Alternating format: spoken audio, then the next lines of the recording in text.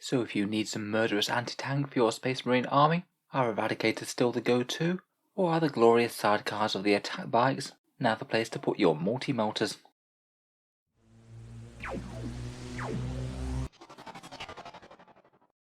Hello and welcome back to Auspex Tactics, where today we're talking about Space Marine anti-tank choices.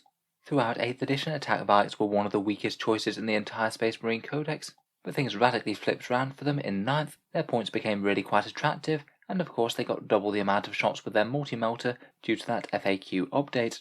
Now Eradicators have gone from 40 points to 45 points. It does indeed seem that people are playing more attack bikes than Eradicators in top lists these days. Let's have a talk about why. So from their base stat lines, Eradicators and attack bikes do very similar things. They're both toughness 5 models with multi-wounds, the Eradicators having 3 and the attack bikes having 4, and they both put out 2 accurate melter shots at 24-inch range that they can do on the move. Beyond that, it's a bit of a balance between the raw strength of the Eradicators and the fast movement and versatility of the attack bikes. Durability wise, the Eradicators do win out slightly. Against damage-worn weapons they're a little bit less durable than attack bikes, but against anything else, being broken down into 3 wounds will typically do them better. Really though, far more important for durability is their access to transhuman physiology and unyielding in the face of the foe.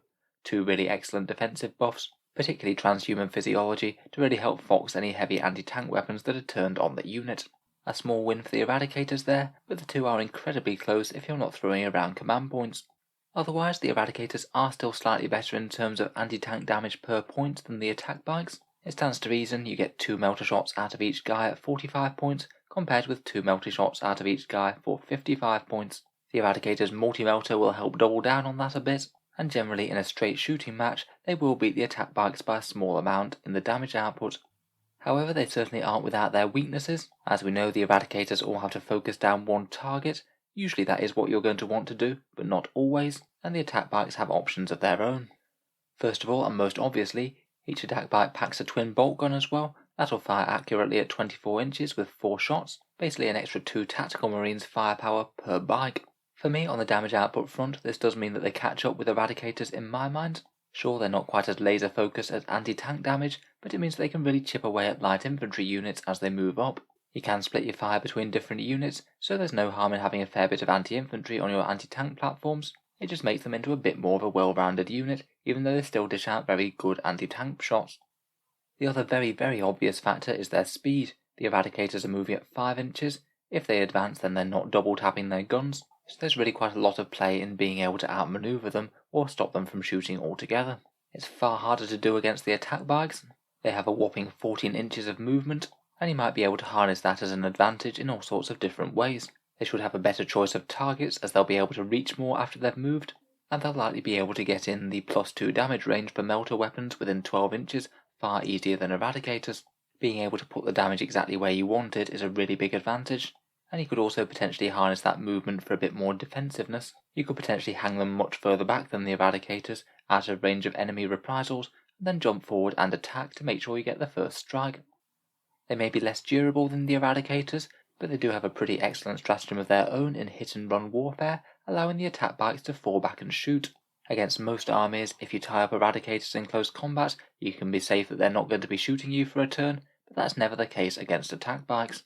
Overall, between these factors, it does seem that attack bikes really are supplanting Eradicators in top tournament lists. After having a spool through the results since the points changes came out, you'll see far more attack bikes popping up.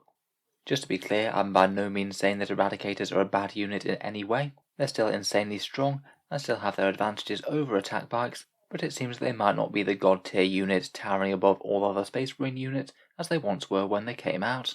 One of the potential reasons that they might be doing a bit better is the advent of the Dark Angels Codex. Plenty more options for black-clad bikers in there. We might get onto that in a second. So I thought we'd just have a quick talk around the various things that you can do with attack bikes now. Here's a quick look at their datasheet. That blistering 14 inch of movement is really nice, and they're 55 points with the multi-melter. Unfortunately, I just don't think that the heavy bolter version stacks up at all. I guess Imperial Fists might be interested in it, but for the extra 10 points, being a true anti-tank lethal threat is by far the better choice in my mind.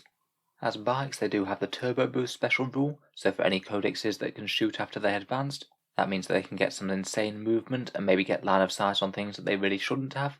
They have Angels of Death for a little bit of extra melee power, and Combat Doctrines for extra AP on their bolters, and interestingly they are a core choice for the Space Marine army, meaning that you can get rerolls from captains and lieutenants from them. I thought it was quite interesting that they were a core choice, but things like Landspeeders and the Invader ATV weren't, despite filling the exact same battlefield role. So let's talk briefly about buffs and synergies for these sidecar bikers, before having a look at Dark Angels ones in particular. Ultramarines can fall back and shoot, always handy so you don't even have to use the stratagem, and I think that a couple of big units of attack bikes are pretty decent options for their pre-game redeployment ability. You could have them all in position to make a devastating Alpha Strike turn 1, and if your opponent wins first turn, then just spend your command point and put them all out of line of sight. By the time your opponent's done moving and advancing, you'll probably have some targets that you can ping out of and still get shots off first turn.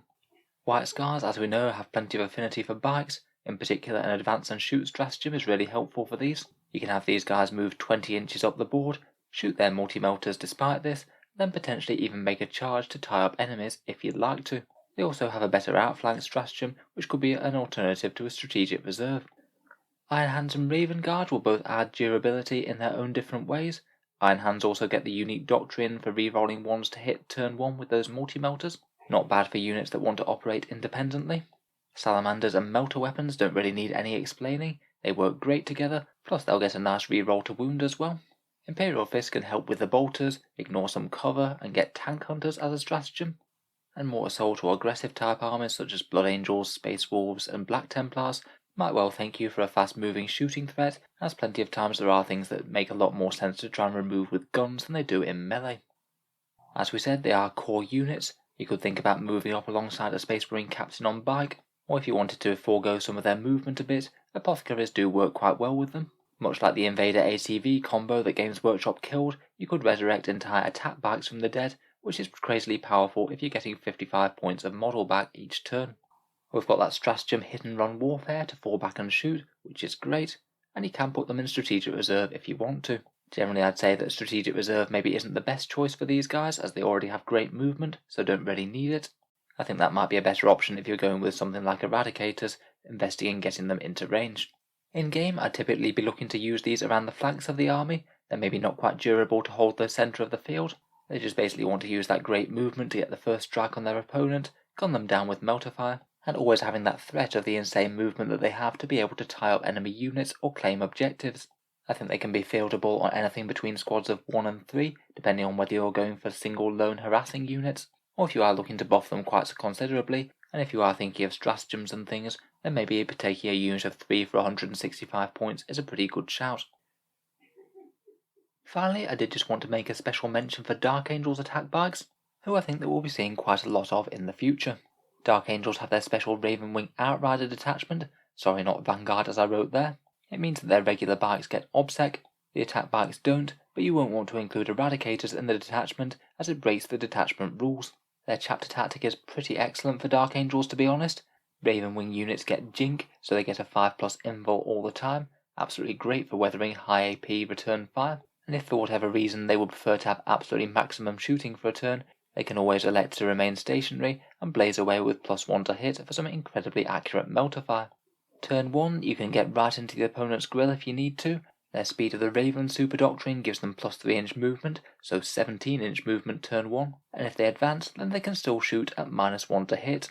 It means that your attack bikes could potentially move 23 inches turn 1 and still fire those multi-melters, and after they've advanced they could even use that skilled rider stratagem for -1 to hit to enemy guns next turn. Attack bikes are looking absolutely excellent in a Ravenwing army to be honest. They've even got a few more really cool buffs that other chapters don't get. Ravenwing Apothecaries can actually keep up with them, giving them their Feel No Pain, Heals and Resurrection of Dead Bikers. You could bring along a Dark Shroud for a -1 to hit, and you can take some tooled up bike characters to escort them up the field, things like Chaplains on bikes, Captains on bikes, or maybe even Master of the Ravenwing Samael himself on Corvex. I could very easily see Dark Angels players running 3-4 units of attack bikes in competitive lists, really hard hitting, nasty anti-tank, very durable, and only around 600 points out of your army if you bring along a Ravenwing Apothecary and a Captain on bike. So let me know what you think down in the comments below. While Eradicators remain strong, have attack bikes supplanted them as the kings of the Space Marine anti-tank, or is that raw mighty firepower and transhuman physiology just too much to turn down? Look forward to hearing your thoughts and ideas. If you've enjoyed the video, then feel free to subscribe to Auspex Tactics. We'll certainly keep the 40k videos coming, with new stuff coming out pretty much every day. Finally, if you have been enjoying my videos and would like to help support the channel, I would just like to mention that I have a Patreon page down in the video description below. Channel patrons do get a fair few advantages, such as seeing certain videos early, regular votes to see what sort of things come next, and automatic entry to the channel's prize giveaways with a chance to win some really big model kits.